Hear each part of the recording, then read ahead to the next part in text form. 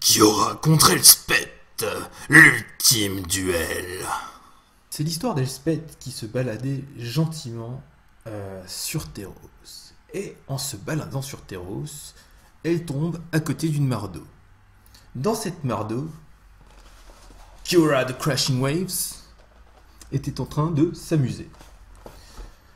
D'un regard furtif, mais certain, Kiora la regarda et d'un air de dire « Tu n'es pas la bienvenue chez moi », prépara ses armées pour combattre. Kiora regarda donc Elspeth de travers.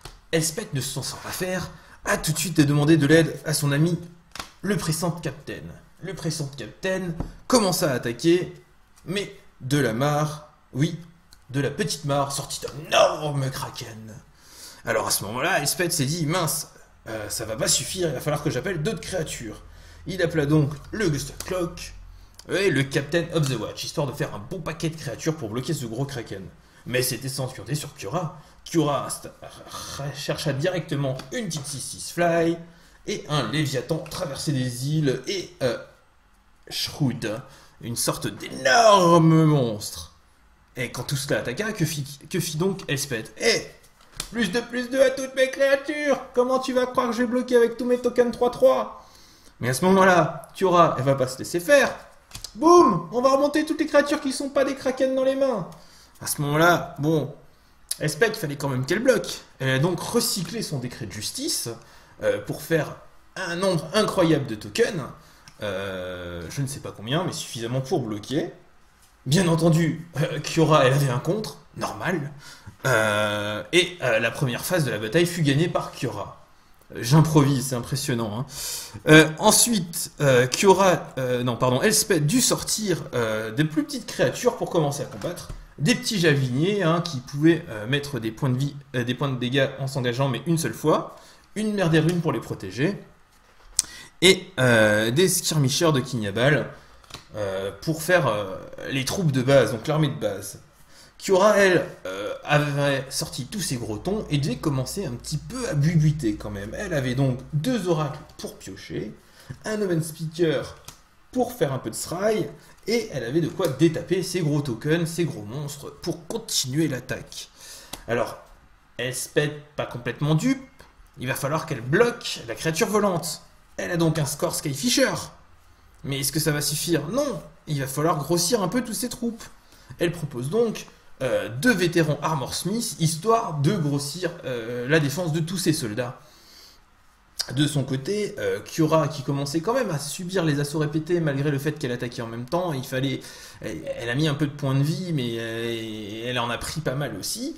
Elle a sorti 2 gnous qui faisaient gagner les points de vie lorsqu'on jouait des terrains, histoire d'essayer de revenir un petit peu dans la course, et pour pas se faire trop avoir par les volantes, 2-3 reach. Là, Elspeth se dit, bon, c'est pas tout ça, mais il va falloir que j'empêche les créatures de Kiora de bloquer si je veux continuer à mettre la pression. Elle a donc un petit Denizen blanc qui tape les créatures quand vous en jouez. Elle a mis des créatures vigilance parce qu'il faut bien attaquer et défendre en même temps. Et puis comme tous ses soldats, ils faisaient pas tout grand chose tout seul, elle a commencé à leur donner aussi de l'attaque en plus d'augmenter leur défense. Kiora, elle a joué tempo.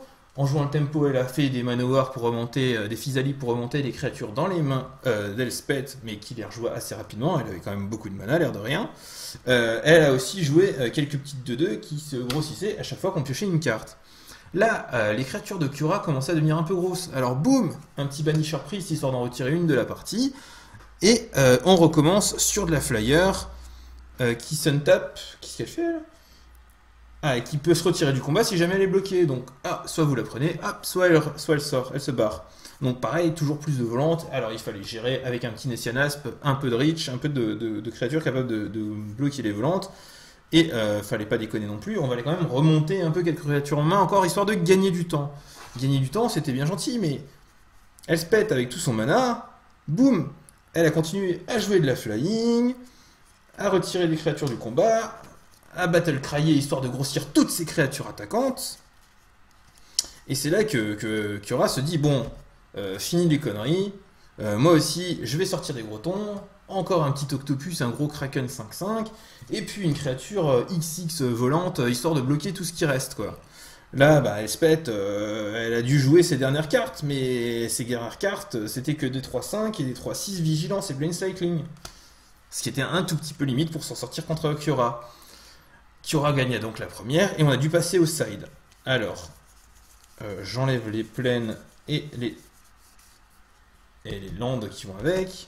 Kiora qui a plus de couleurs, elle a quand même des Evolving Wild pour aller chercher sa mana, un Temple of the False God et des îles et des forêts. Et on passe donc au reste des spells. Alors, qu'est-ce qu'elle s'est mis dans son deck Elspeth? Elle s'est mis des créatures, elle s'est mis de quoi gagner un petit peu de lifelink, de quoi gérer des créatures non blanches, puisqu'elle s'était un peu rendu compte que Kiora, ces créatures, elles n'étaient pas spécialement blanches.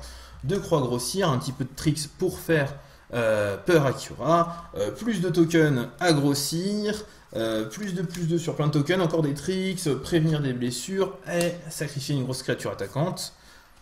Et à ce moment-là, Kiora, elle s'est dit, non mais attends, moi j'ai des trucs de malade dans mon deck. J'ai 2 explores avec un nouveau dessin qui sont absolument sublimes. Je vais m'en servir pour faire du mana plus vite et avoir plus vite des grosses créatures. Et comme je veux vraiment piocher beaucoup, histoire d'être sûr d'avoir tout dans le bon tempo, 4 accumulated knowledge qui permettent de piocher non pas une, non pas deux, non pas trois, non. Bon, en fait, ça dépend du nombre que vous en avez déjà dans les cimetières. Hein. La première, elle pioche une, puis une plus le nombre qu'il y a dans tous les cimetières, y compris ceux de votre adversaire. Ne jamais oublier ça. Elle s'est dit que ces grosses créatures, elles voulaient peut-être se battre contre les petites et faire regagner un petit peu de points de vie.